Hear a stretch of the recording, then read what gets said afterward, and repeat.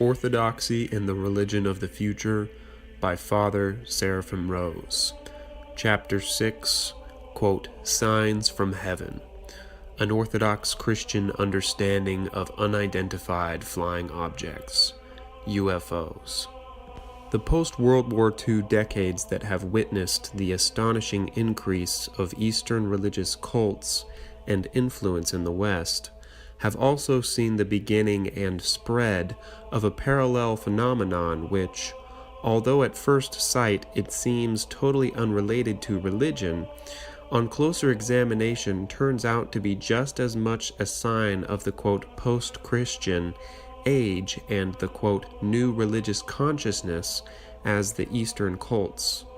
This phenomenon is that of the quote unidentified flying objects, which have supposedly been seen in almost every part of the world since the first quote flying saucer was spotted in 1947.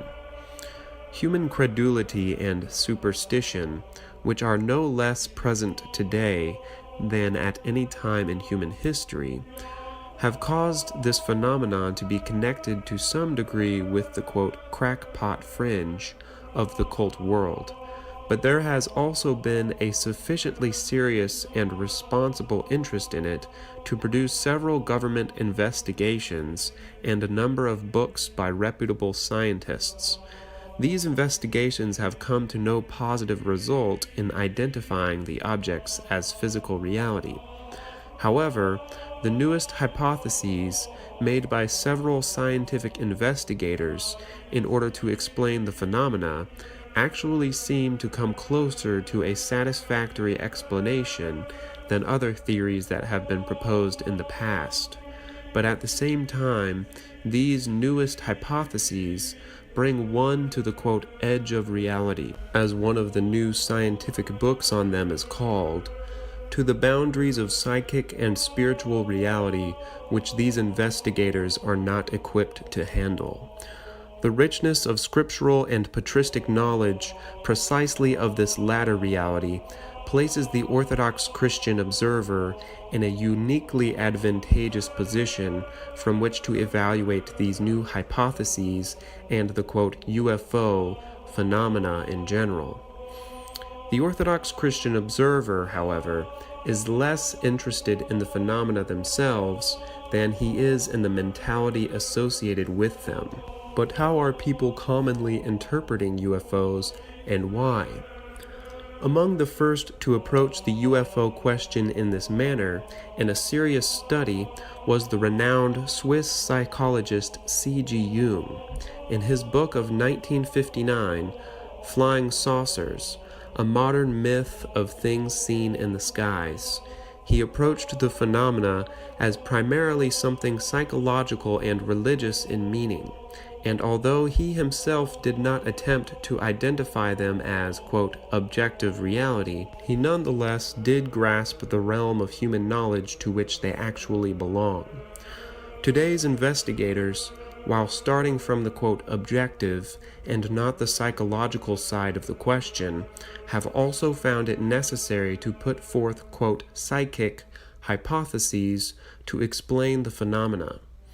In approaching the religious and psychological side of UFO phenomena, it is important for us, first of all, to understand the background in terms of which, quote, flying saucers have generally been interpreted by those who believe in their existence. From the time of their first appearance in the 1940s, what were men prepared to see in the sky? The answer to this question may be found in a brief look at the literature of popular, quote, science fiction. Section 1. The Spirit of Science Fiction. Historians of science fiction usually trace the origins of this literary form back to the early 19th century. Some prefer to see its beginning in the short stories of Edgar Allan Poe, which combined a persuasive realism in style with a subject matter always tinged with the quote mysterious and occult. Others see the first science fiction writer in Poe's English contemporary, Mary Wollstonecraft Shelley, wife of the famous poet. Her Frankenstein, or the modern Prometheus, combines fantastical science with occultism in a way characteristic of many science fiction stories since then. The typical science fiction story, however, was to come with the late 19th and early 20th centuries, from Jules Verne and H.G. Wells to our own days. From a largely second-rate form of literature in the American periodical, quote, pulps of the 1930s and 1940s, science fiction has come of age and become a respectable international literary form in recent decades. In addition, a number of extremely popular motion pictures have shown how much the spirit of science fiction has captivated the popular imagination. The cheaper and more sensational science fiction movies of the 1950s have given way in the last decade or so to fashionable, quote, idea movies like 2001, A Space Odyssey, Star Wars, and Close Encounters of the Third Kind, not to mention one of the most popular and long-loved American television series, quote, Star Trek. The spirit of science fiction is derived from an underlying philosophy or ideology, more often implied than expressed in so many words, which is shared by virtually all those who create in science fiction forms. This philosophy may be summed up in the following main points. 1. Religion, in the traditional sense, is absent, or else present in a very incidental or artificial way. The literary form itself is obviously a product of the, quote, post-Christian age, evident already in the stories of Poe and Shelley. The science fiction universe is a totally secular one, although often with, quote, mystical overtones of an occult or Eastern kind. Quote, God, if mentioned at all, is a vague and impersonal power, not a personal being. For example, the, quote, force of Star Wars, a cosmic energy that has its evil as well as good side. The increasing fascination of contemporary man with science fiction themes is a direct reflection of the loss of traditional religious values. 2. The center of the science fiction universe, in place of the absent God, is man. Not usually man as he is now, but man as he will, quote, become in the future, in accordance with the modern mythology of evolution. Although the heroes of science fiction stories are usually recognizable humans, the story interest often centers about their encounters with various kinds of, quote, supermen from, quote, highly evolved races of the future, or sometimes the past, or from distant galaxies. The idea of the possibility of, quote, highly evolved, intelligent life on other planets has become so much a part of the contemporary mentality that even respectable scientific and semi-scientific speculations assume it as a matter of course. Thus, one popular series of books, Erich von Däniken, Chariot of the Gods, Gods from Outer Space, finds supposed evidence of the presence of, quote, extraterrestrial beings or, quote, gods in ancient history, who are supposedly responsible for the sudden appearance of intelligence in man, difficult to account for by the usual evolutionary theory. Serious scientists in the Soviet Union speculate that the destruction of Sodom and Gomorrah was due to a nuclear explosion that, quote, extraterrestrial beings visited Earth centuries ago, that Jesus Christ may have been a, quote, cosmonaut, and that today, quote, we may be on the threshold of a second coming of intelligent beings from outer space. Equally serious scientists in the West think the existence of, quote, extraterrestrial intelligences likely enough that for at least 18 years they have been trying to establish contact with them by means of radio telescopes, and currently there are at least 6 searches being conducted by astronomers around the world for intelligent radio signals from space. Contemporary Protestant and Roman Catholic, theologians, who have become accustomed to follow wherever, science seems to be leading, speculate in turn in the new realm of, exotheology, the, theology of outer space, concerning what nature the, extraterrestrial races might have. It can hardly be denied that the myth behind science fiction has a powerful fascination even among many learned men of our day. The future, evolved beings in science fiction literature are invariably seen as having, outgrown the limitations of present-day humanity, in particular the limitations of, personality. Like the, God of science fiction, man also has become strangely impersonal. In Arthur C. Clarke's Childhood's End, the new race of humans has the appearance of children, but faces devoid of personality. They are about to be guided into yet higher, evolutionary transformations, on the way to becoming absorbed in the impersonal, overmind. In general, the literature of science fiction, in direct contrast to Christianity, but exactly in accordance with some schools of Eastern thought, sees, evolutionary advancement and, spirituality in terms of increased impersonality. 3. The future world and humanity are seen by science fiction ostensibly in terms of, projections from present-day scientific discoveries. In actuality, however, these, projections correspond quite remarkably to the everyday reality of occult and overtly demonic experience throughout the ages. Among the characteristics of the, highly evolved creatures of the future are communication by mental telepathy, ability to fly, materialize and dematerialize, transform the appearances of things, or create illusionary scenes and creatures by, pure thought, travel at speeds far beyond any modern technology, to take possession of the bodies of earthmen, and the expounding of a, spiritual philosophy which is, beyond all religions, and holds promise of a state where, advanced intelligences will no longer be dependent on matter. All these are the standard practices and claims of sorcerers and demons.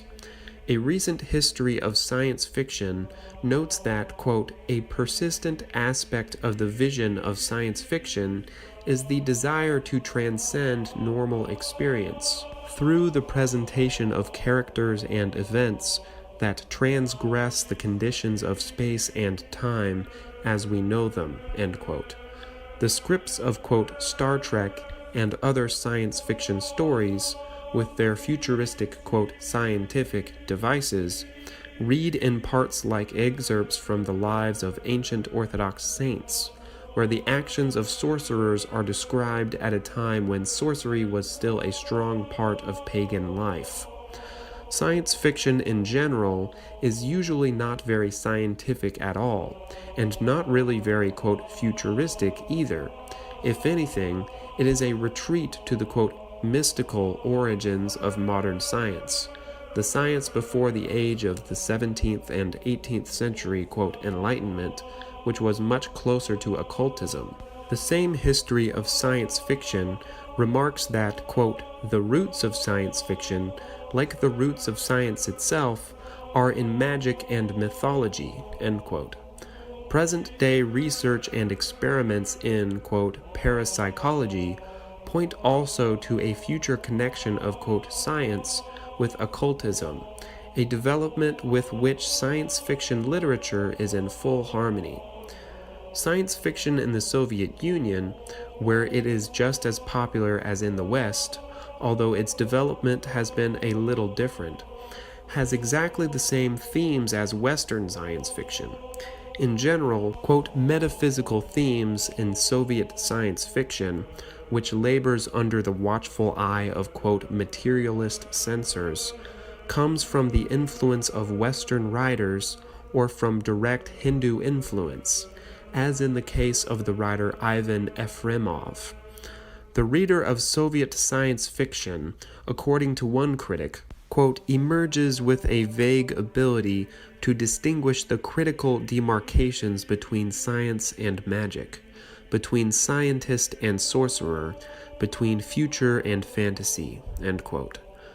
Science fiction both East and West, says the same writer, like other aspects of contemporary culture, quote, all confirm the fact that the higher stage of humanism is occultism, end quote. Number 4. Almost by its very nature as, quote, futuristic, science fiction tends to be utopian. Few novels or stories actually describe a future perfect society, but most of them deal with the, quote, evolution of today's society into something higher, or the encounter with an advanced civilization on another planet, with the hope or capability of overcoming today's problems and mankind's limitations in general. In Efremov's and other Soviet science fiction, communism itself becomes, quote, cosmic and, quote, begins to acquire non-materialistic qualities, and, quote, the post-industrial civilization will be Hindu-like. The, quote, advanced beings of outer space are often endowed with, quote, savior-like qualities, and the landings of spacecraft on Earth often herald, quote, apocalyptic events, usually the arrival of benevolent beings to guide men in their, quote, evolutionary advancement. In a word, the science fiction literature of the 20th century is itself a clear sign of the loss of Christian values and the Christian interpretation of the world. It has become a powerful vehicle for the dissemination of a non-Christian philosophy of life and history, largely under open or concealed occult and Eastern influence. And in a crucial time of crisis and transition in human civilization, it has been a prime force in creating the hope for and actual expectation of, quote, visitors from outer space, who will solve mankind's problems and conduct man to a new, quote, cosmic age of its history. While appearing to be scientific and non-religious, science fiction literature is in actuality a leading propagator, in a secular form, of the, quote, new religious consciousness, which is sweeping mankind as Christianity retreats. All of this is a necessary background for discussing the actual manifestations of, quote, unidentified flying objects, which strangely correspond to the pseudo-religious expectations which have been aroused in, quote, post-Christian man. Number 2. UFO sightings and the scientific investigation of them. Although fiction, one might say, has in a way prepared men for the appearance of UFOs, our understanding of their, quote, objective reality obviously cannot be derived from literature or human expectations and fantasies. Before we can understand what they might be, we must know something of the nature and reliability of the observations which have been made of them. Is there really, quote, something out there in the sky? Or is the phenomenon entirely a matter of misperception on the one hand, and psychological and pseudo-religious wish fulfillment on the other? A reliable outline of UFO phenomena has been given by Dr. Jacques Vallée, a French scientist now living in California who has advanced degrees in astrophysics and computer science and has been involved in the scientific analysis of UFO reports for a number of years. His testimony is all the more valuable to us in that he has studied closely UFO sightings outside of the U.S., especially in France, and is thus able to give a fair international picture of their distribution. Dr. Vallee finds that although strange flying objects have been observed at various times in past centuries, their, quote, modern history as a mass phenomenon begins in the years during and just after World War II. American interest began with the sightings in 1947, but there were a number of sightings before that in Europe. In World War II, many pilots reported strange lights which seemed to be under intelligent control, and in 1946, particularly in July, there were a whole series of sightings in Sweden and other northern European countries. Sightings in this, quote, Scandinavian wave were interpreted first as, quote, meteors, then as, quote, rockets, or, quote, ghost rockets, or, quote, bombs, and finally as some, quote, new type of aircraft, capable of extraordinary movements in the sky, but leaving no trace on the ground, even when they seemed to land. The European press was full of reports of this wave of sightings, and everyone in Sweden was talking about them. Some thousands of sightings were reported, but not once was the hypothesis of, quote, extraterrestrial or, quote, interplanetary origin suggested. Dr. Vallee concludes that the, quote, wave was caused by actually existing but unidentified objects and not by any previously existing, quote, UFO rumor or expectation of, quote, visitors from outer space. In this and succeeding, quote, saucer waves, he finds a total absence of any correlation between widespread interest in science fiction and peaks of UFO activity. Earlier, also, there had been no, quote, saucer wave at the time of the American panic over Orson Welles' 1938 radio adaptation of H.G. Wells' War of the Worlds. He concludes that the, quote, birth, growth, and expansion of a UFO wave is an objective phenomenon independent of the conscious or unconscious influence of the witnesses and their reactions to it, end quote. The first publicized sighting in the United States occurred in June 1947, when Kenneth Arnold, a salesman flying his own plane, saw 9 disc-like objects, looking something like, quote, saucers, flying near Mount Rainier in Washington state. The newspapers picked up the story, and the, quote, flying saucer era began. Interestingly, however, this was not actually the first American sighting at all. Other unpublicized sightings had been made in the months before this. There was also a UFO wave with 50 reports in Hungary early in June. Therefore, the 1947 sightings cannot all be set down to hysteria over the Arnold incident. There were a number of other sightings in the American wave of 1947, chiefly in June, July, and August. Although some newspapers speculated on, quote, interplanetary visitors, these sightings were taken seriously by scientists, who assumed that they were the result of advanced human technology, most likely American or perhaps Russian.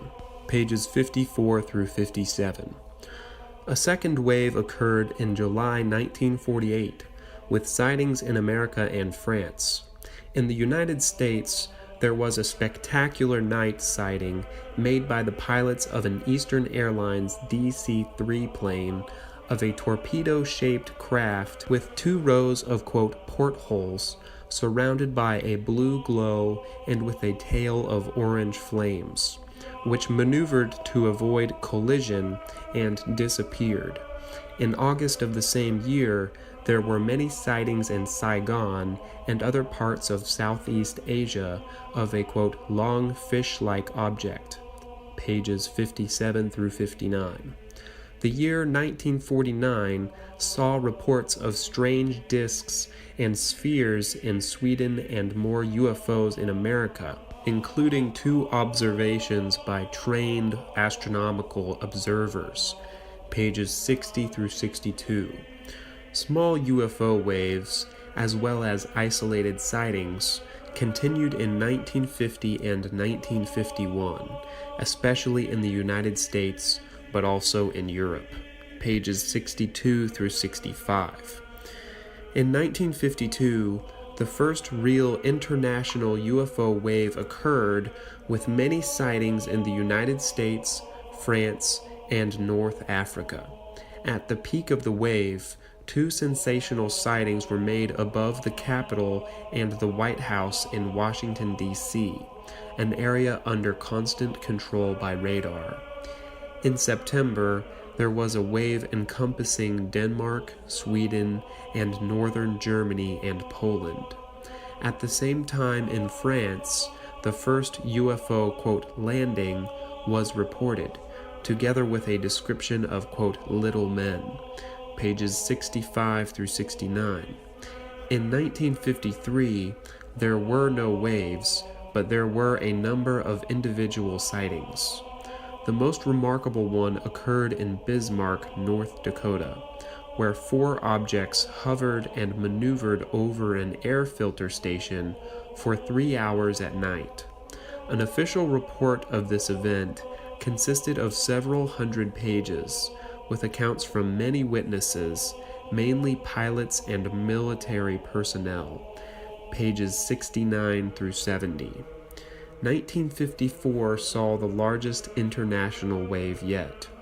France was literally inundated with sightings, with dozens of reports every day in September, October, and November.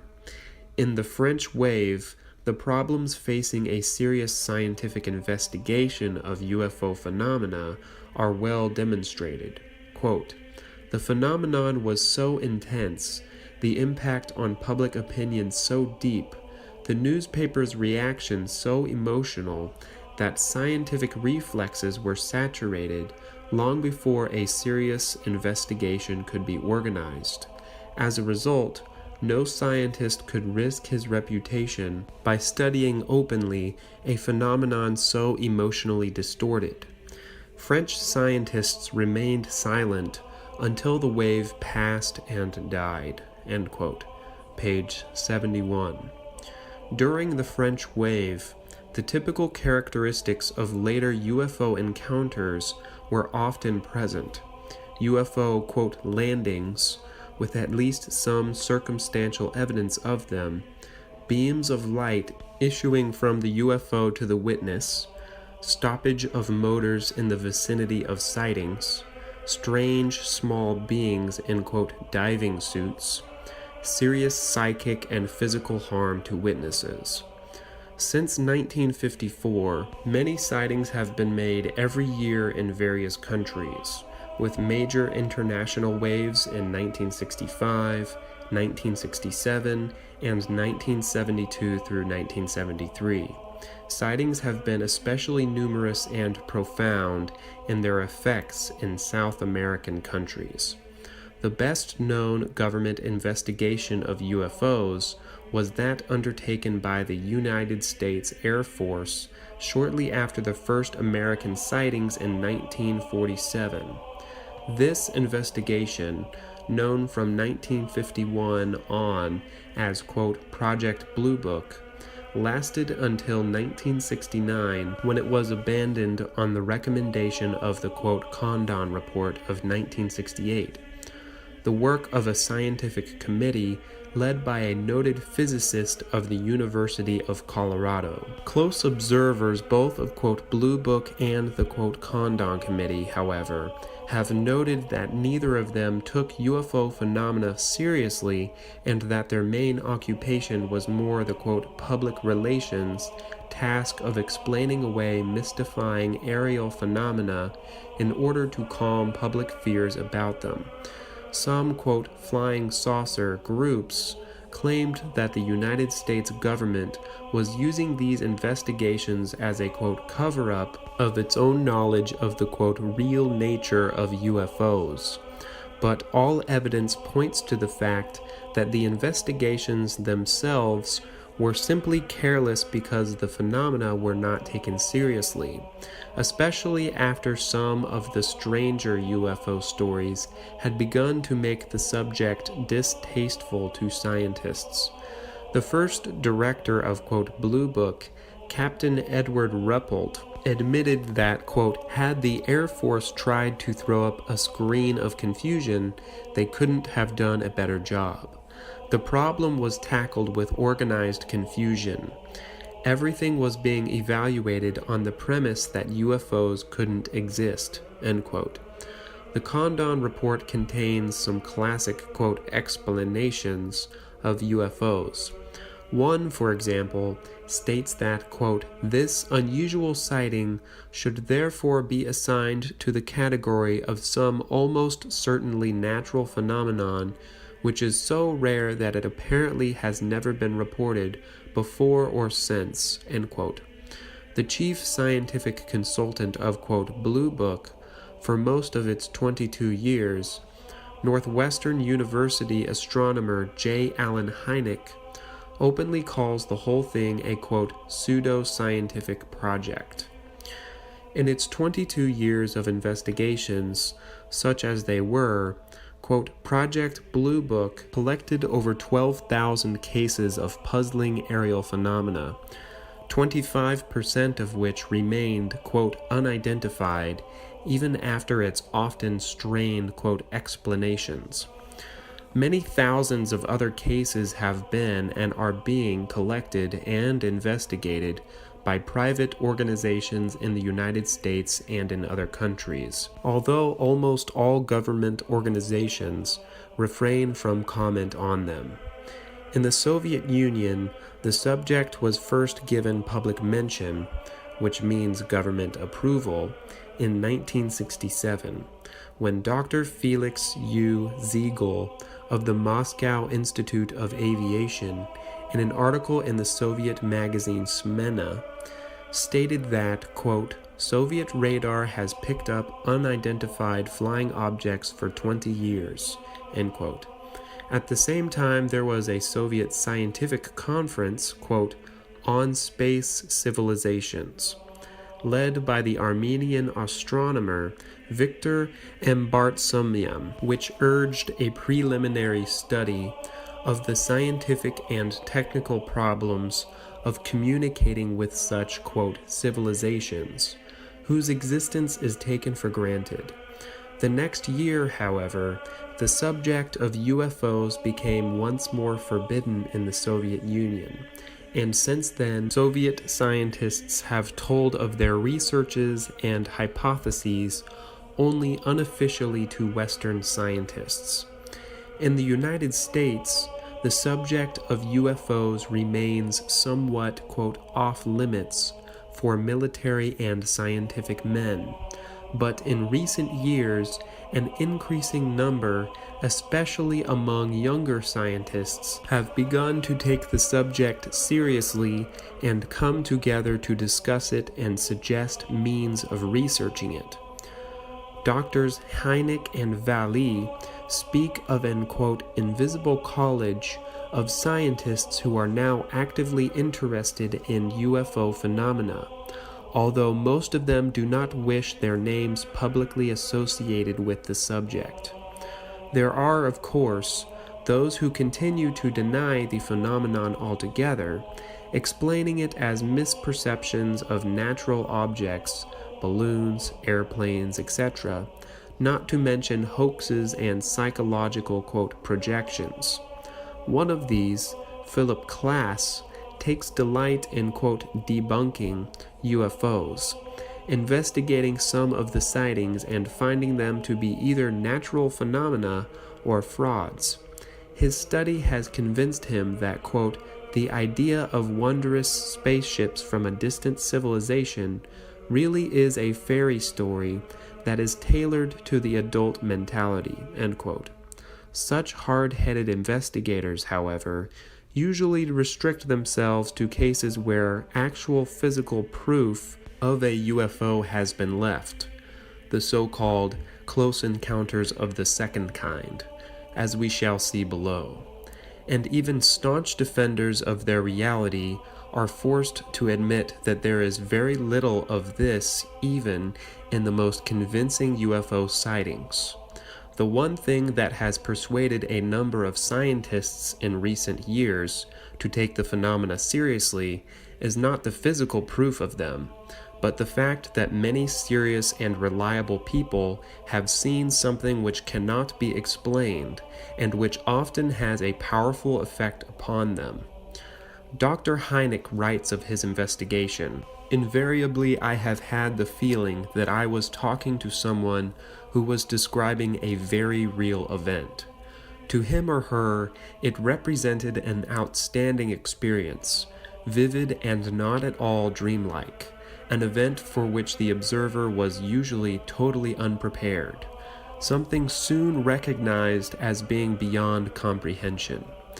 The UFO Experience, page 14. This combination of the often intense reality of the experience of encountering a UFO, especially in the close encounters, and the almost total lack of physical evidence of it, makes the investigation of UFOs by nature not chiefly an examination of physical phenomena, but more an investigation of the human reports of it, their credibility, consistency, etc. Already this places the investigation somewhat in the realm of psychology, and is enough to tell us that the approach solely in search of, quote, physical proof is an inadequate one. However, Mr. Class's opinion that the, quote, wondrous spaceships are a fairy story for adults is perhaps not far from the truth. One thing is the observations made of UFOs, and quite another is the interpretation which people give their, or others, observations. The former could be real, and the latter a, quote, fairy story, or a myth of our times. Dr. Hynek has done much to remove some of the common misconceptions about UFO sightings. Thus, he makes it clear that most UFO sightings are not reported by cultists, unstable, or uneducated people. The few reports made by such people are usually easily identified as unreliable and not further investigated. But the most coherent and articulate reports come from normal, responsible people, often with scientific training, who are genuinely surprised or shocked by their experience, and simply don't know how to explain it. The UFO Experience, pages 10 through 11. The stronger the experience and the closer the UFO is seen, the less willing the witnesses are to report it at all. UFO records are a collection of, quote, incredible tales told by credible persons, as one Air Force general has remarked. There can be no reasonable doubt that there is something behind the many thousands of serious UFO reports. 3. The 6 kinds of UFO encounters. Dr. Hynek, who has studied the question more thoroughly than any other distinguished scientist, has conveniently divided UFO phenomena into 6 different categories. The first, quote, nocturnal lights, is the one most commonly reported and the least strange of all. Most of such reports are easily explained as heavenly bodies, meteors, etc., and are not considered UFOs. Truly puzzling nocturnal lights, those that remain unidentified, which seem to display intelligent action but are not explainable as ordinary aircraft, are often seen by multiple witnesses, including police officers, airplane pilots, and airport tower operators. The second category of UFOs is daylight discs, whose behavior is close to that of nocturnal lights. These are the original, quote, flying saucers, and in fact, almost all of the unidentified sightings in this category are of discs which vary in shape, from circular to cigar-shaped. They are often metallic in appearance and are reported as capable of extremely rapid starts and stops and high speed, as well as maneuvers such as sudden reversals of direction and motionless hovering that are beyond the capacity of any present aircraft. There are many purported photographs of such disks, but none of them is very convincing, owing to the distance involved and the possibility of trick photography. Like nocturnal lights, UFOs in this category are almost always reported as being totally noiseless, and sometimes two or more of them are seen. The third category is that of radar visual reports. That is, radar sightings that are confirmed by independent visual observation, radar by itself being subject to various kinds of misperceptions. Most of these cases occur at night, and the best cases involved simultaneously sightings by airplanes, sometimes purposely dispatched to follow the UFO, at fairly close range. In these cases, the UFO always outmaneuvers the airplane, sometimes following it, and finally disappears in a burst of speed, up to 4,000 miles and more per hour. Sometimes, as in categories 1 and 2 also, the object seems to divide and become two or more distinct objects, and sometimes clear visual sightings of such objects by pilots in the air are not picked up by radar at all. Sightings in this category, just as in the first two, last from between a few minutes to several hours. A number of cases in the first three categories are well documented, with numerous reliable, experienced, and independent witnesses. Still, any one case, as Dr. Hynek notes, might be caused by some extremely unusual set of circumstances and not by some new and totally unknown phenomenon. But when many well-documented cases, all similar to each other, accumulate, the chances that they are all unusual misperceptions of familiar objects becomes very small. The UFO Experience, page 92. This is why serious UFO investigators are now concentrating on the collection of a number of well-documented cases, and the comparison of numbers of reliable testimonies already begins to show definite patterns of UFO activity. The emotional response of those who have witnessed UFOs of the first three categories is one of simple perplexity and puzzlement. They have seen something whose behavior seems totally unexplainable, and they are left with a tantalizing desire to see it, quote, just a little closer. Only in a few cases, generally involving pilots who have tried to pursue the unidentified objects, has something like real fear been experienced at the encounters with something that seems intelligently directed and possessing a technology in advance of anything known today. In cases involving close encounters, on the other hand, the human response becomes much deeper and the, quote, psychic side of the phenomena more pronounced. Quote, close encounters of the first kind, CE1, are sightings of a luminous object at close range, about 500 feet or less, the light being sometimes very bright and casting luminescence on the ground below.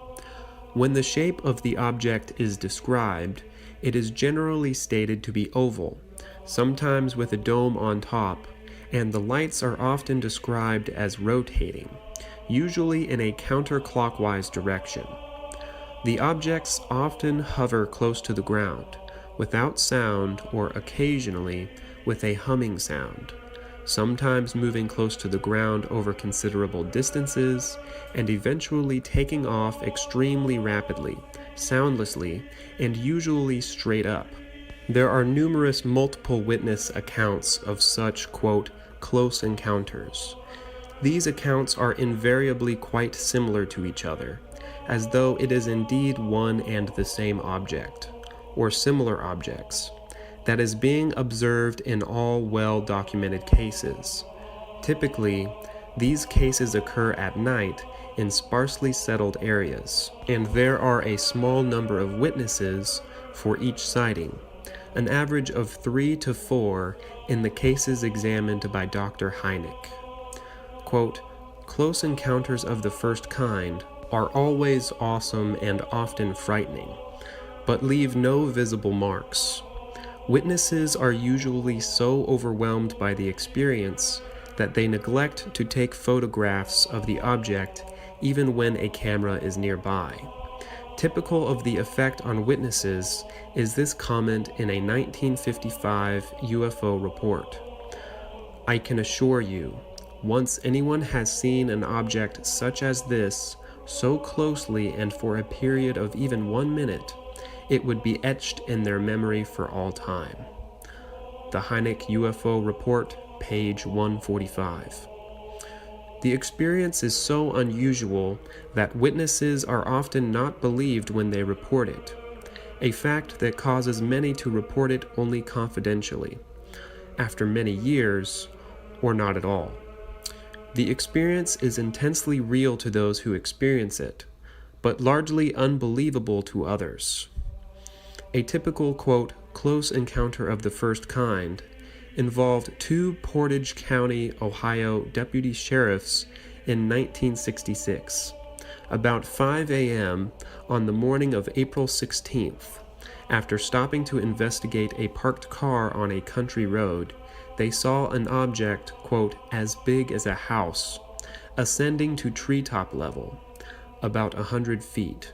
As it approached the deputies, it became increasingly bright, illuminating the area all around, then stopped and hovered over them with a humming sound. When it moved away, they pursued it for some 70 miles into Pennsylvania at speeds of up to 105 miles per hour. 2 other police officers saw the object clearly at a higher elevation before it went straight up and disappeared about dawn. Congressional pressure forced, quote, Project Blue Book to investigate this case. It was, quote, explained as an observation of Venus, and the officers who saw it were subjected to considerable ridicule in the press, leading to the breakup of one officer's family and the ruin of his health and career. The UFO Experience, pages 114 to 24. Personal tragedies of this kind among people who have close encounters with UFOs are so common that they should definitely be included in the, quote, typical characteristics of this phenomenon.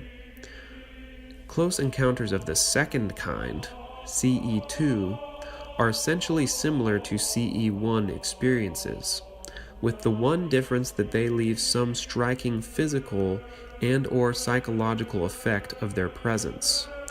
These effects include marks on the ground, the scorching or blighting of plants and trees, interference with electrical circuits, causing radio static and the stoppage of automobile engines, discomfort to animals as evidenced by strange behavior, and effects on humans which include temporary paralysis or numbness, a feeling of heat, nausea, or other discomfort, temporary weightlessness, sometimes causing levitation, sudden healing of sores and pains, and various psychological and physical after-effects, including strange marks on the body.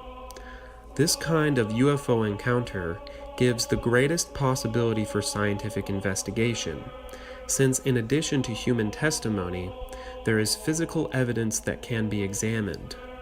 But little investigation has actually been undertaken, both because most scientists are afraid to get involved in the whole question of UFOs, and because the evidence itself is usually inconclusive or partially subjective. One catalog has been compiled of over 800 cases of this type in 24 countries. The Hynek UFO Report, page 30. No actual piece of a UFO has ever been authenticated, however, and the markings left on the ground are often as baffling as the sightings themselves. The most frequent marking left on the ground after a sighting, the UFO itself having been seen either on the ground or just above it, is a burned, dehydrated, or depressed area in the shape of a ring, usually 20 to 30 feet in diameter and 1 to 3 feet thick. These, quote, rings persist for weeks or months, and the interior of the ring, and sometimes the whole circle, is reported to be barren for a season or two after the sighting. A few chemical analyses of the soil in such rings have produced no definite conclusions as to the possible origin of this condition. Close encounters of the second kind often happen to persons during the night in isolated sections of the road. In many similar cases, a glowing object lands in a field nearby or on the road in front of an automobile or truck.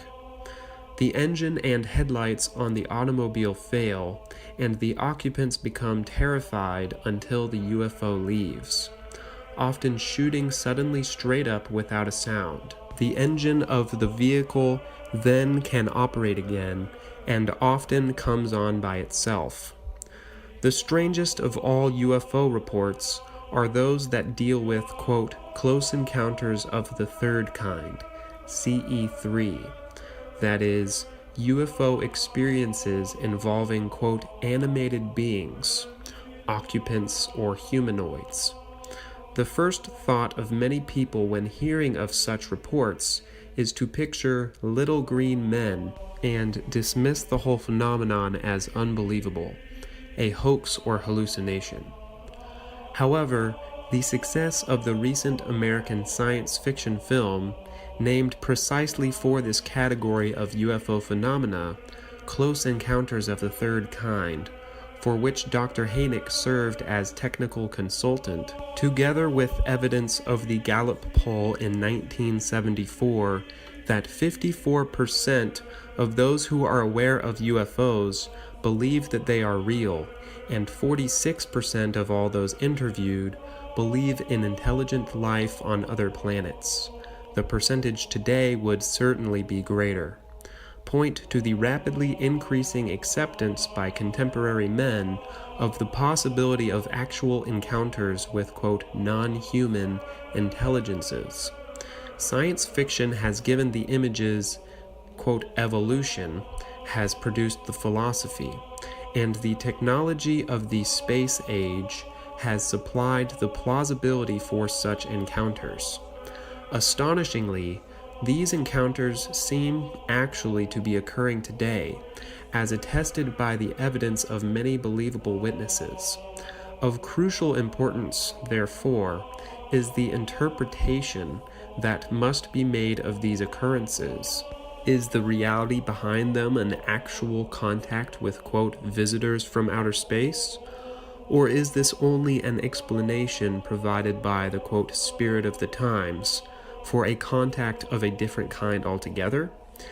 As we shall see below, today's scientific investigators of UFOs have already asked these questions. Dr. Hynek admits his own repugnance to face the possibility of CE3 experiences. Quote, "To be frank, I would gladly omit this part, if I could, without offense to scientific integrity." The UFO Experience, page 158. However, since his aim is scientific objectivity, he finds it impossible to ignore the well-documented cases from believable witnesses of this strange phenomenon. Of nearly 1,250 close encounters reported in a catalog by Dr. Jacques Vallée, 750 report the landing of a craft, and more than 300 of these report humanoids in or about the craft. 1/3 of all these are multiple witness cases. IBID, page 161. In one humanoid case, which occurred in November 1961 in one of the Northern Plains states in the USA, 4 men were returning from a hunting trip late at night when one of the men noticed a flaming object coming down, as if it were an airplane crashing about a half-mile up the road from them. When they reached the site of the quote crash, all 4 men saw a silo-shaped craft in a field, sticking in the ground at an angle, with 4 seemingly human figures standing around it. This was at a distance of about 150 yards. They flashed a light on one of the figures, who was about 4.5 feet high and wearing what looked like white coveralls. He made a gesture to the men to stay back. After some hesitation, still thinking it was a plane crash, they went to a nearby town for a police officer, and when they returned, they saw only some small red lights, something like automobile lights. They drove into the field with the officer and followed the lights, only to discover that they suddenly disappeared, leaving no tracks whatsoever, despite the muddiness of the field.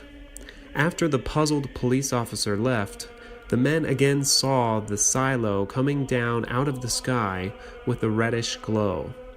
Instantly after the object landed, 2 figures were visible next to it. A shot was fired, although none of the men admitted to firing it, and one of the figures was, quote, hit in the shoulder with a thud and spun around and down to his knees. In panic, the men ran to their car and raced off, agreeing among themselves not to mention the incident to anyone. They returned home with a strange feeling that there was some period of time, quote, lost during the night. The next day, one of the men was visited at his work by several well-groomed, quote, official-looking men who asked him questions about the incident, but without mentioning the shooting, and then took him in their car to his home, where they questioned him about his clothes and boots, and then left, telling him not to say anything about the incident to anyone. The hunter assumed these men were United States Air Force investigators trying to conceal some new, quote, secret device, but the men never identified themselves and never contacted him again.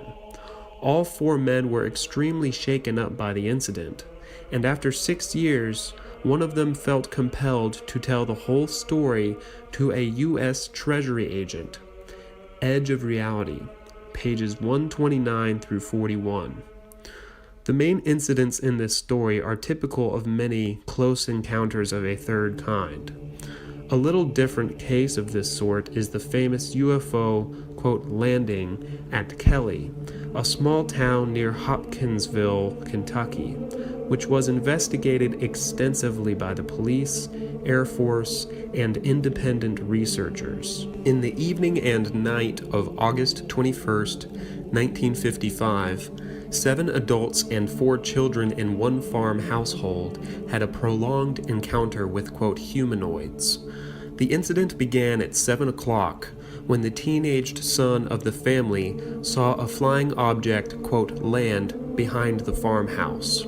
No one believed him, but an hour later, a, quote, little man emitting a, quote, strange glow came walking toward the house with its hands raised.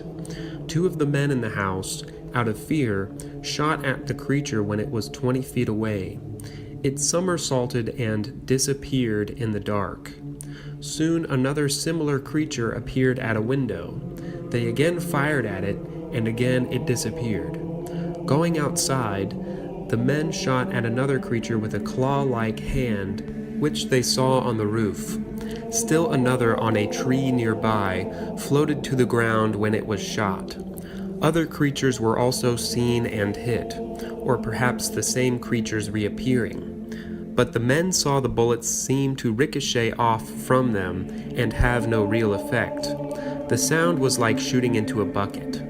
After firing 4 boxes of shells with no effect, all 11 people, thoroughly terrified, drove to the Hopkinsville police station. The The police arrived at the farmhouse after midnight and made a thorough search of the premises, finding a few unusual markings and seeing several strange, quote, meteors that came in the direction of the farmhouse, but discovering no, quote, creatures. After the police left, the creatures reappeared, causing more consternation in the household. The humanoids in this case were described as being about 3 to 4 feet tall, with huge hands and eyes, without pupils or eyelids, large pointed ears, and arms that hung to the ground. They seemed to have no clothing but to be, quote, nickel-plated. They approached the house always from the darkest side and did not approach when the outside lights were turned on. Dr. Hynek sharply distinguishes between, quote, close encounters of the third kind and, quote, contactee cases. Contactees have repeated encounters with UFO beings, often bringing pseudo-religious messages from them about, quote, highly evolved beings on other planets who are about to come to bring, quote, peace on Earth, and are often connected with UFO religion cults. Ordinary CE3 experiences, on the other hand, are in general very similar to other close encounters. They occur to people of similar occupations and reliability, are just as unexpected, and produce the same kind of shock at the sighting of something so unbelievable. The, quote, occupants who are seen, usually from a little distance, are often reported as picking up samples of earth and rocks, showing a seeming interest in human installations and vehicles, or, quote, repairing their own craft. The humanoids are described as having large heads with largely non-human features, no eyes or large eyes widely spaced, small or no nose, a bare slit for a mouth, spindly legs, no neck. Some are reported to be of human size, others about 3 feet high, as in the Kelly Hopkinsville incident. Recently, a new catalog of over 1,000 CE3 cases has been compiled. Hynek, The UFO Experience, page 31. There have been a number of cases seriously reported by seemingly reliable people of abductions by UFO occupants, usually for purposes of, quote, testing. Almost all evidence of these cases, if we exclude, quote, contactees, has been obtained by regressive hypnosis. The experience is so traumatic to the witnesses that the conscious mind does not remember it, and it is only some time later that such people agree to be hypnotized in order to explain some mysterious, quote, time loss in connection with their close encounter experience, the first part of which they do not remember. One of the best-known abduction cases occurred at about midnight on September 19th, 1961, near Whitfield, New Hampshire. It was made the subject of a book by John Fuller, The Interrupted Journey, which was printed into a condensed form in Look magazine. On this night, Barney and Betty Hill were returning from a vacation trip when they saw a descending UFO, which landed right in front of their car on a side road.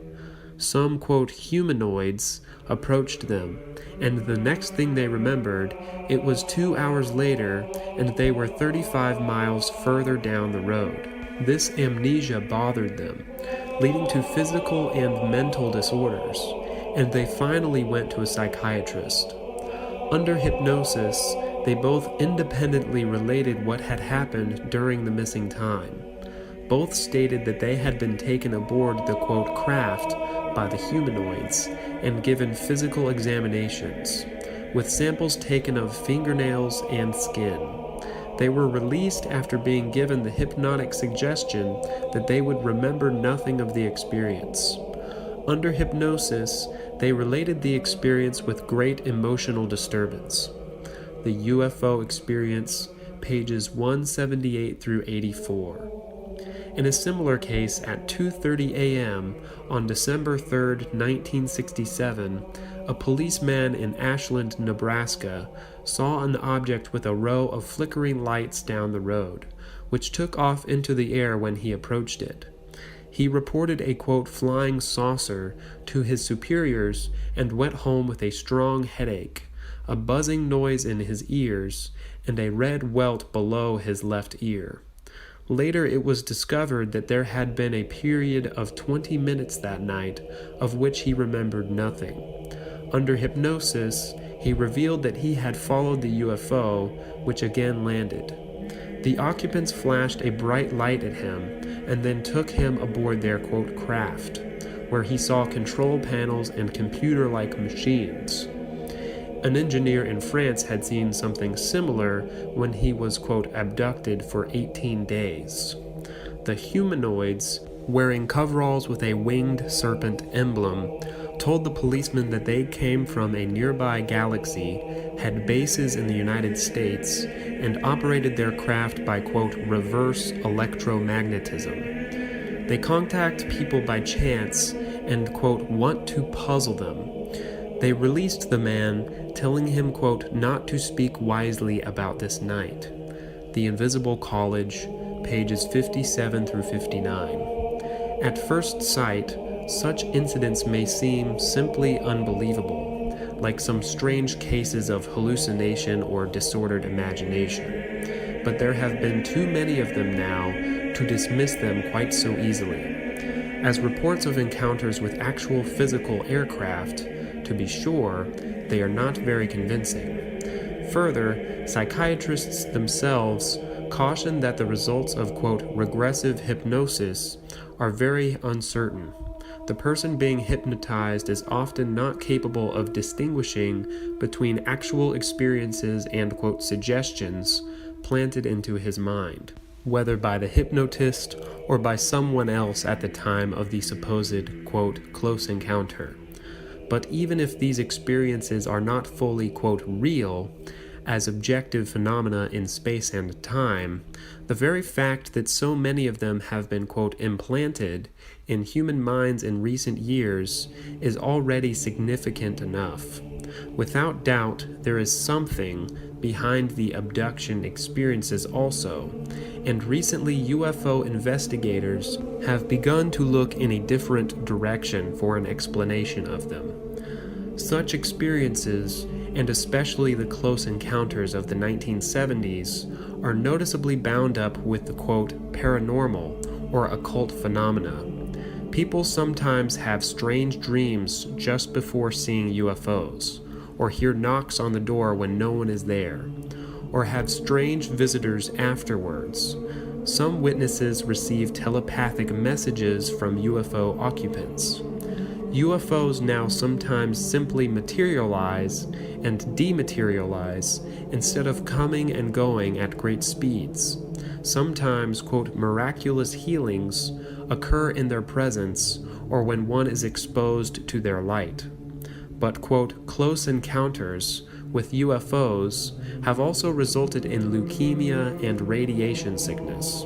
Often there are tragic psychological effects: personality deterioration, insanity, and suicide. The increase of the, quote, psychic component in UFO sightings has led researchers to seek similarities between UFO experiences and occult phenomena, and to seek the key to understanding UFOs and the psychic effects they produce. The Invisible College, page 29.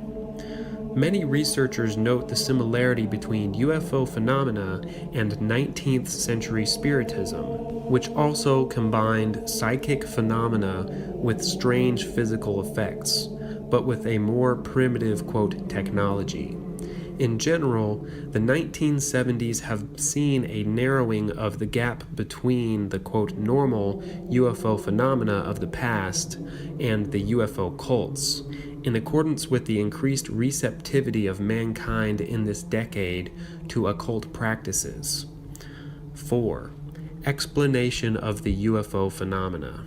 Dr. Jacques Vallée's newest book on UFOs, The Invisible College, reveals what reputable scientific researchers are now thinking about them. He believes that we are now, quote, very close to understanding what they are. He notes that the idea of, quote, extraterrestrial intelligent life has in a few years become astonishingly fashionable among scientists as well as fortune tellers, as a result of a, quote, great thirst for contact with superior minds that will provide guidance for our poor, harassed, hectic planet. Page 195. He significantly sees that the idea of visitors from outer space has become the great myth or, quote, wonderful untruth of our times. Quote, it has become very important for large numbers of people to expect visitors from outer space. Page 207, emphasis in the original. Yet he finds it naive to believe in this myth. Quote, this explanation is too simple-minded to account for the diversity of the reported behavior of the occupants and their perceived interactions with human beings.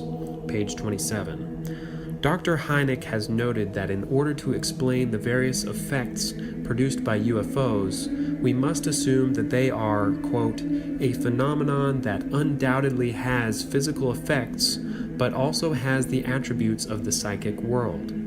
The Edge of Reality, page 259. Dr. Vallee believes that, quote, they are constructed both as physical craft, a fact which has long appeared to me undeniable, and as psychic devices, whose exact properties remain to be defined. The Invisible College, page 202. Actually, the theory that UFOs are not physical craft at all, but some kind of, quote, paraphysical or psychic phenomenon was suggested by a number of researchers in the early 1950s, but this opinion was largely submerged later, on the one hand by the cultists, with their insistence on the, quote, extraterrestrial origin of UFOs, and on the other hand, by the official government explanations, which corresponded to the widespread popular view that the whole phenomenon was imaginary.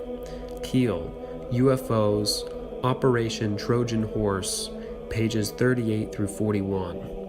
Only lately have serious investigators begun to agree that UFOs, while having certain, quote, physical characteristics, cannot at all be explained as somebody's, quote, spaceships, but are clearly something of the paraphysical or occult realm. Why, indeed, are so many UFO landings precisely in the middle of roads? Why do such fantastically, quote, advanced craft so often need, quote, repairs? Why do the occupants so often need to pick up rocks and sticks over and over for 25 years? And to, quote, test so many people, if they are actually reconnaissance vehicles from another planet, as the humanoids usually claim?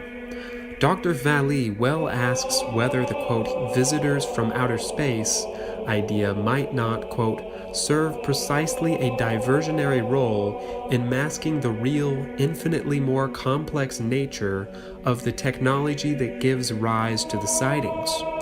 The Invisible College, page 28. He believes, quote, we are not dealing with successive waves of visitations from space. We are dealing with a control system. Page 195. Quote, what takes place through close encounters with UFOs is control of human beliefs. Page 3. Quote, with every new wave of UFOs, the social impact becomes greater. More young people become fascinated with space, with psychic phenomena, with new frontiers in consciousness. More books and articles appear, changing our culture. Pages 197 through 98. In another book, he notes that, quote, it is possible to make large sections of any population believe in the existence of supernatural races, in the possibility of flying machines, in the plurality of inhabited worlds, by exposing them to a few carefully engineered scenes, the details of which are adapted to the culture and superstitions of a particular time and space, end quote. An important clue to the meaning of these engineered scenes may be seen in an observation made by careful observers of UFO phenomena, especially CE3 and contactee cases, that they are profoundly, quote, absurd, or contain at least as much absurdity as rationality. Vallee, The Invisible College, page 196. Individual close encounters have absurd details, like the 4 pancakes given by a UFO occupant to a Wisconsin chicken farmer in 1961. More significantly, the encounters themselves are strangely pointless, without clear purpose or meaning.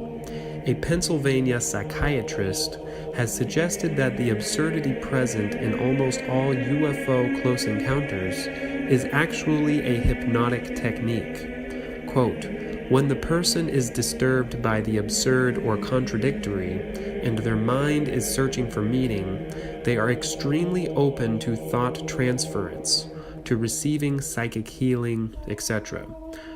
The Invisible College, page 115. Dr. Vallee compares this technique to the irrational koans of Zen masters, page 27, and notices the similarity between UFO encounters and occult initiation rituals which, quote, open the mind to a, quote, new set of symbols, page 117. All of this points to what he calls, quote, the next form of religion, page 202.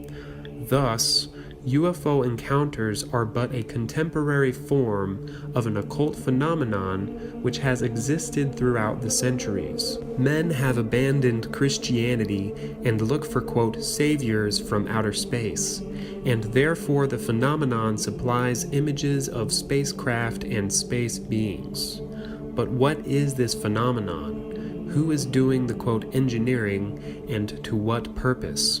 Today's investigators have already supplied the answers to at least the first 2 questions, although, being without competence in the realm of religious phenomena, they do not fully understand the significance of what they have found. One investigator, Brad Steger, an Iowa College professor who has written several books on the subject, after a recent detailed study of the Air Force, quote, Blue Book files, concluded, quote, we are dealing with a multi-dimensional paraphysical phenomenon which is largely indigenous to planet Earth. Canadian UFO Report, Summer 1977. Doctors Hynek and Vallee have advanced the hypothesis of, quote, earthbound aliens to account for UFO phenomena and speculate on, quote, interlocking universes right here on Earth from which they might come, much as, quote, poltergeists produce physical effects while remaining themselves invisible. John Keel, who began his UFO investigation as a skeptic and is himself an agnostic in religion, writes, quote, the real UFO story is one of ghosts and phantoms and strange mental aberrations, of an invisible world which surrounds us and occasionally engulfs us. It is a world of illusion, where reality itself is distorted by strange forces which can seemingly manipulate space, time, and physical matter. Forces which are almost entirely beyond our powers of comprehension. The UFO manifestations seem to be, by and large, merely minor variations of the age-old demonological phenomenon, end quote. UFOs, Operation Trojan Horse, pages 46 and 299. In a recent bibliography of UFO phenomena prepared by the Library of Congress for the United States Air Force Office of Scientific Research, the introduction states that, quote, many of the UFO reports now being published in the popular press recount alleged incidents that are strikingly similar to demonic possession and psychic phenomena which have been long known to theologians and parapsychologists, end quote. Most UFO researchers are now turning to the occult realm and to demonology for insight into the phenomena they are studying. Several recent studies of UFOs by evangelical Protestants put all this evidence together and come to the conclusion that UFO phenomena are simply and precisely demonic in origin. The Orthodox Christian investigator can hardly come to a different conclusion. Some or many of the experiences, it may be, are the result of hoaxes or hallucinations, but it is simply impossible to dismiss all of the many thousands of UFO reports in this way. A great number of modern mediums and their spiritistic phenomena are also fraudulent, but mediumistic spiritism itself, when it is genuine, undeniably produces real, quote, paranormal phenomena under the actions of demons. UFO phenomena, having the same source, are no less real. Case histories of people who have been drawn into contact with UFOs reveal the standard characteristics which go with involvement with demons in the occult realm. A police officer in Southern California, for example, began to see UFOs in June 1966 and thereafter saw them frequently, almost always at night. After one, quote, landing, he and his wife saw distinct traces of the UFO on the ground. Quote, during these weeks of tantalizing sightings, I became totally obsessed with the UFOs, convinced that something great was about to happen. I abandoned my daily Bible reading and turned my back on God as I began reading every UFO book I could lay my hands on. Many nights I watched in vain, trying to mentally communicate with what I then thought were extraterrestrial beings, almost praying to them to appear and establish some sort of contact with me. Finally, he had a, quote, close encounter with a craft some 80 feet in diameter, with rotating white, red, and green lights. It sped off and left him still expecting something, quote, great to happen, but nothing ever did happen.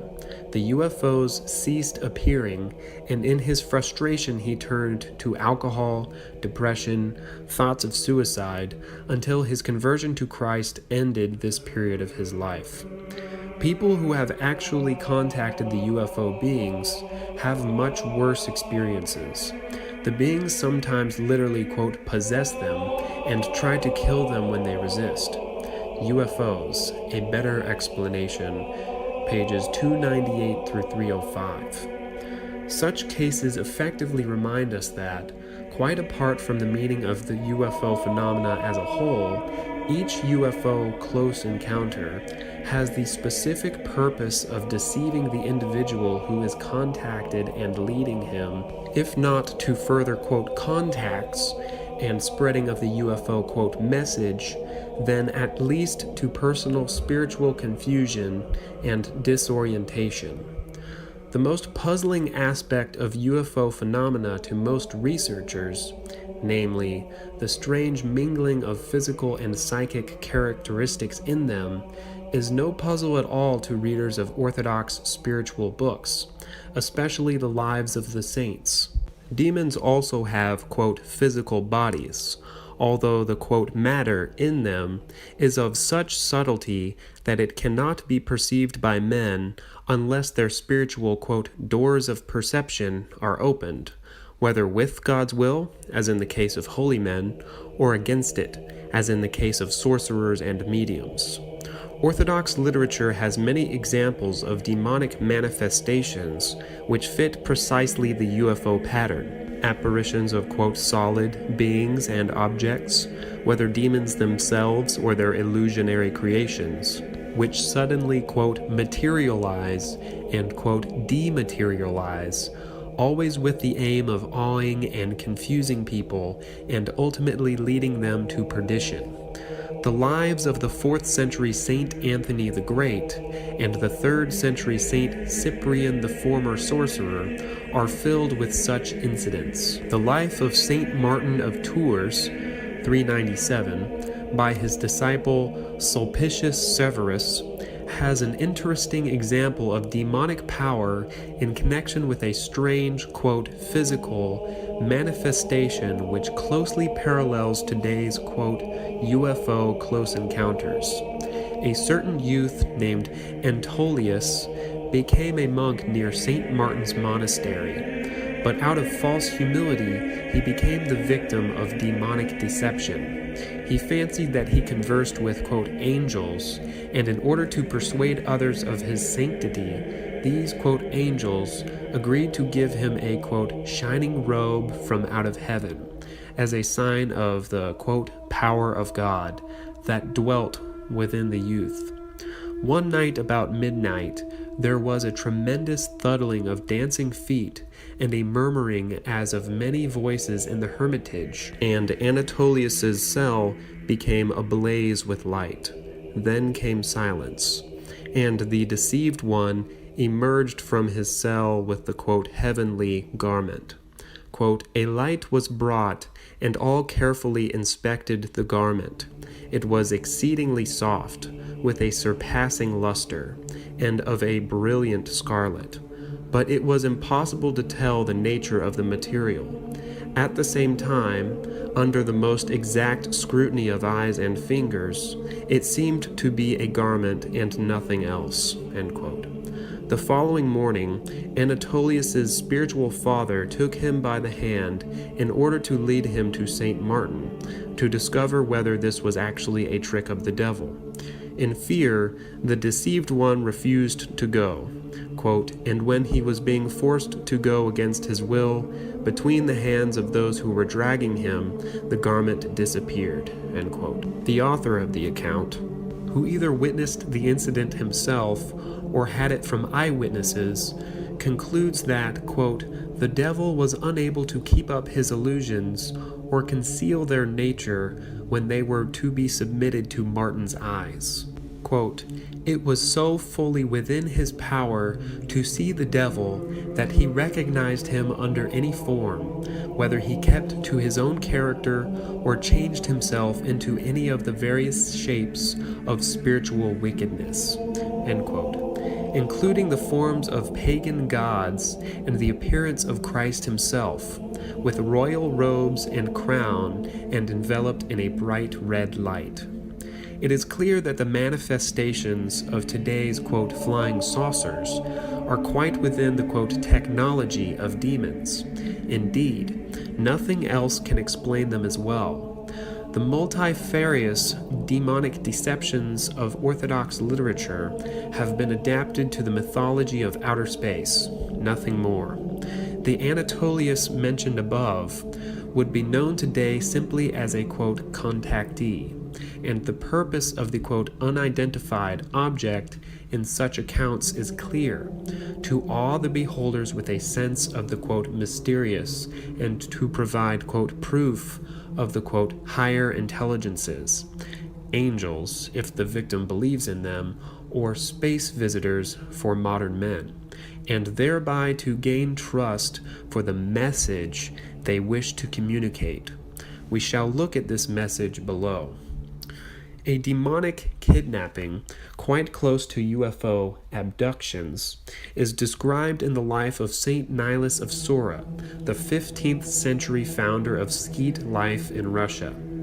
Sometime after the saint's death, there lived in his monastery a certain priest with his son. Once, when the boy was sent on some errand, quote, suddenly there came to him a strange man who seized him and carried him, as if on the wind, into an impenetrable forest, bringing him into a large room in his dwelling, and placing him in the middle of this cabin, in front of the window. End quote. When the priest and the monks prayed for St. Nilus's help in finding the lost boy, the saint, quote, came to the boy's aid and stood before the room where the boy was standing. And when he struck the window frame with his staff, the building was shaken, and all the unclean spirits fell to the earth. End quote. The saint told the demon to return the boy to the place from which he had taken him, and then became invisible. Then, after some howling among the demons, quote, the same strange one seized the boy and brought him to the skeet like the wind. And placing him on a haystack, he became invisible. After being seen by the monks, quote, the boy told them everything that happened to him, what he had seen and heard. And from that time this boy became very humble, as if he had been stupefied.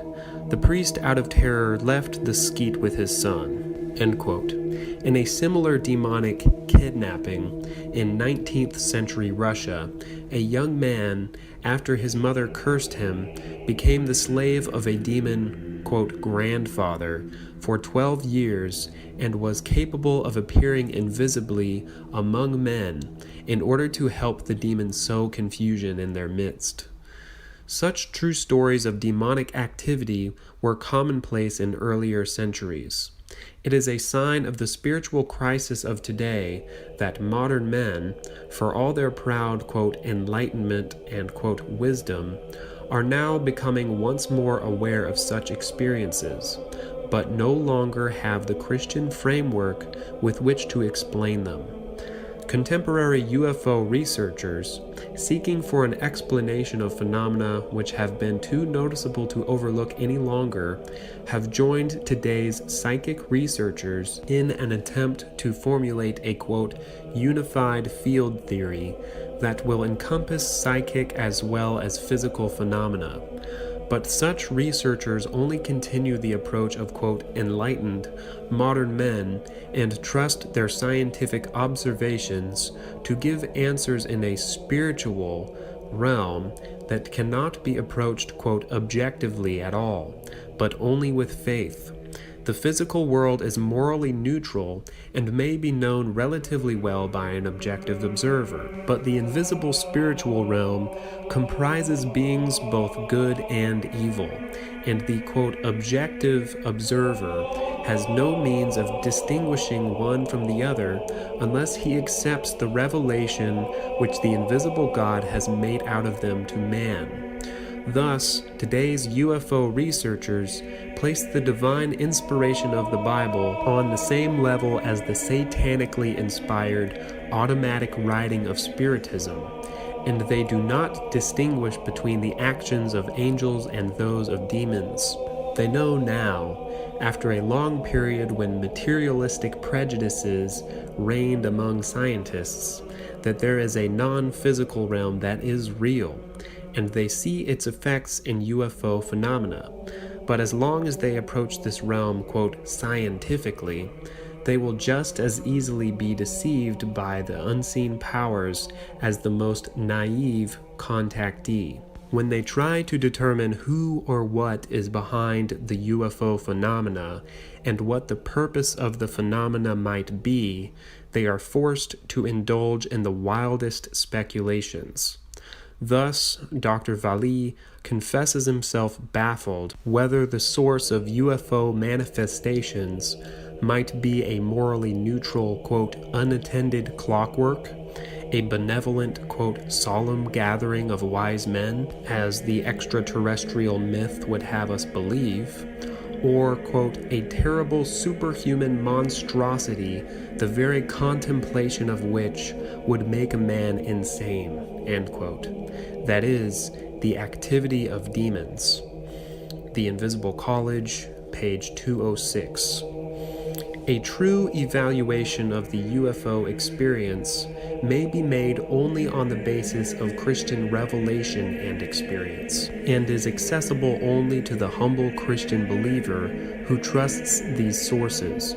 To be sure, it is not given to man entirely to, quote, explain the invisible world of angels and demons, but enough Christian knowledge has been given us to know how these beings act in our world, and how we should respond to their actions, particularly in escaping the nets of the demons. UFO researchers have come to the conclusion that the phenomena they have studied are essentially identical with the phenomena that used to be called, quote, demonic, but only the Christian, the Orthodox Christian, who is enlightened by the patristic understanding of Scripture and the 2,000-year experience of saints' encounters with invisible beings, is able to know the full meaning of this conclusion.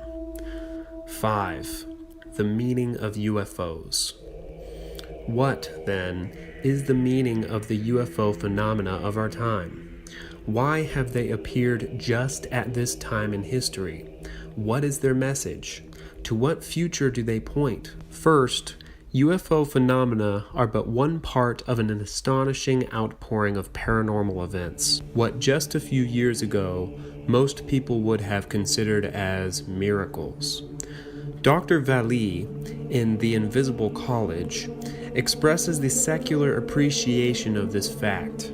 Quote, "Observations of unusual events suddenly loom into our environment by the thousands," page 87, causing a general shifting of man's belief patterns. His entire relationship to the concept of the invisible, page 114. Something is happening to human consciousness, page 34. The same, quote, "powerful force that has influenced the human race in the past is again influencing it now," page 14. In Christian language, this means a new demonic outpouring is being loosed upon mankind.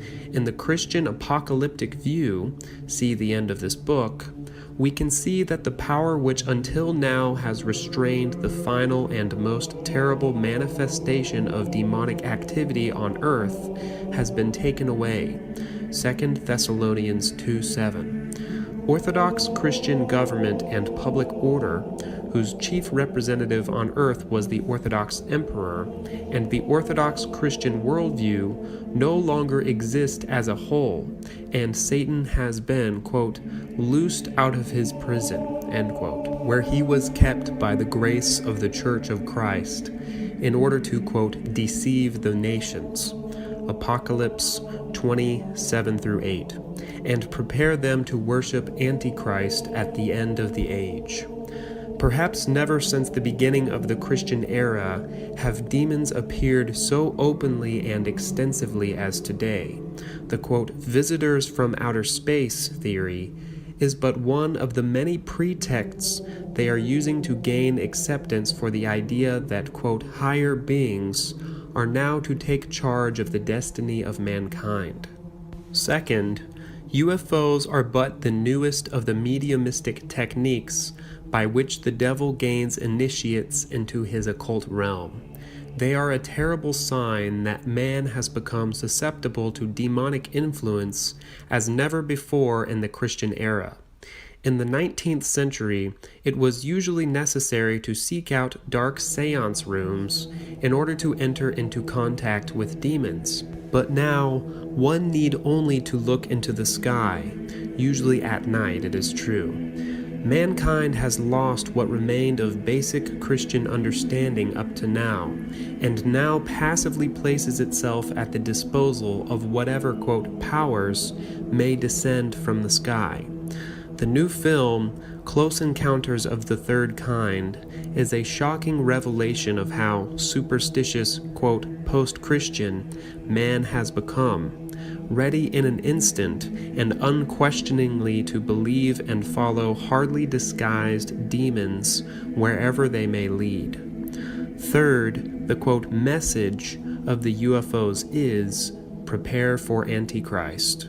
The, quote, "savior" of the apostate world is coming to rule it.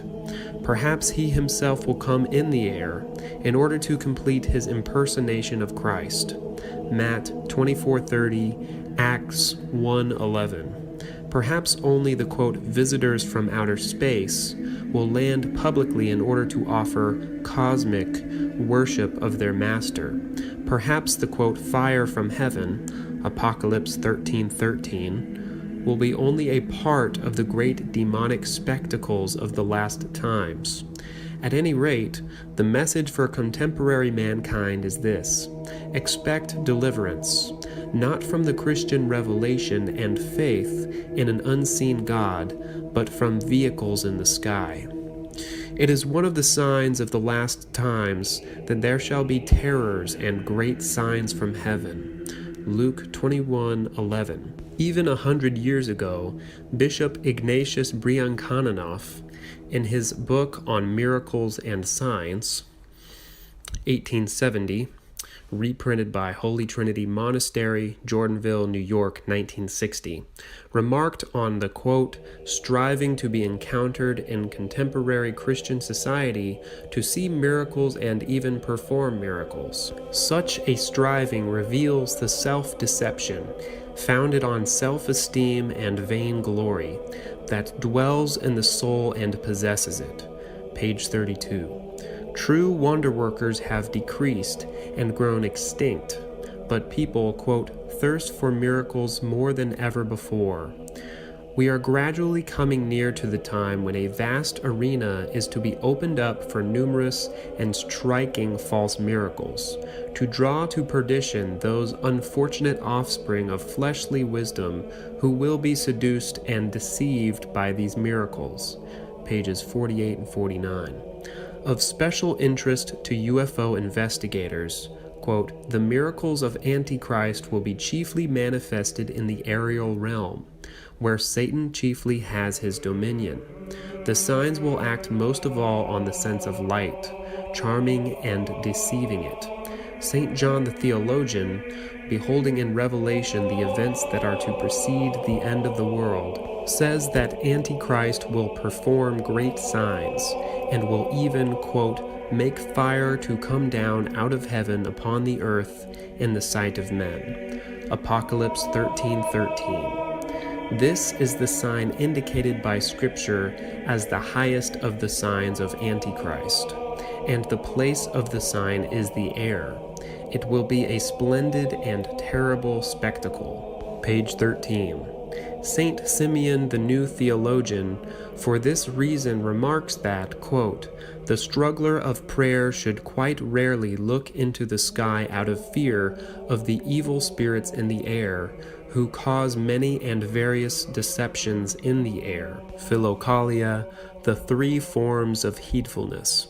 Quote, men will not understand that the miracles of Antichrist have no good, rational purpose, no definite meaning, that they are foreign to truth, filled with lies, that they are a monstrous, malicious, meaningless play-acting, which increases in order to astonish, to reduce to perplexity and oblivion, to deceive, to seduce, to attract by the fascination of a pompous, empty, stupid effect. Page 11. Quote, all demonic manifestations have the characteristic that even the slightest heed paid to them is dangerous. From such heedfulness alone, allowed even without any sympathy for the manifestation, one may be sealed with a most harmful impression and subjected to a serious temptation. Page 50. Thousands of UFO contactees and even simple witnesses have experienced the dreadful truth of these words. Few have escaped once they have become deeply involved. Even the secular investigators of UFO phenomena have seen fit to warn people against their dangers. John Keel, for example, writes, quote, dabbling with UFOs can be as dangerous as dabbling with black magic. The phenomenon preys upon the neurotic, the gullible, and the immature. Paranoid schizophrenia, demonomania, and even suicide can result, and has resulted in a number of cases. A mild curiosity about UFOs can turn into a destructive obsession. For this reason, I strongly recommend that parents forbid their children from becoming involved. School teachers and other adults should not encourage teenagers to take an interest in this subject. UFOs, Operation Trojan Horse, page 220. In a different place, Bishop Ignatius Bryankononov recorded with awe and foreboding the vision of a simple Russian blacksmith in a village near Petersburg at the dawn of our present age of unbelief and revolution, 1817. In the middle of the day, he suddenly saw a multitude of demons in human form, sitting in the branches of the forest trees, in strange garments and pointed caps, and singing, to the accompaniment of unbelievably weird musical instruments, an eerie and frightful song. Quote, "Our years have come, our will be done." End quote. We live near the end of this fearful age of demonic triumph and rejoicing, when the eerie, quote, humanoids, another of the masks of the demons, have become visible to thousands of people and by their absurd encounters take possession of the souls of those men from whom God's grace has departed. The UFO phenomenon is a sign to Orthodox Christians to walk all the more cautiously and soberly on the path to salvation, knowing that we can be tempted and seduced not merely by false religions, but even by seemingly physical objects which just catch the eye. In earlier centuries, Christians were very cautious about strange and new phenomena, knowing of the devil's wiles. But after the modern age of, quote, enlightenment, most people have become merely curious about such things and even pursue them, relegating the devil to a half-imaginary realm. Awareness of the nature of UFOs, then, can be a help in awakening Orthodox Christians to a conscious spiritual life and a conscious Orthodox worldview that does not easily follow after the fashionable ideas of the times. The conscious Orthodox Christian lives in a world that is clearly fallen, both the earth below and the stars above, all being equally far from the lost paradise for which he is striving. He is part of a suffering mankind, all descended from the one Adam, the first man, and all alike in need of the redemption offered freely by the Son of God by his saving sacrifice on the cross.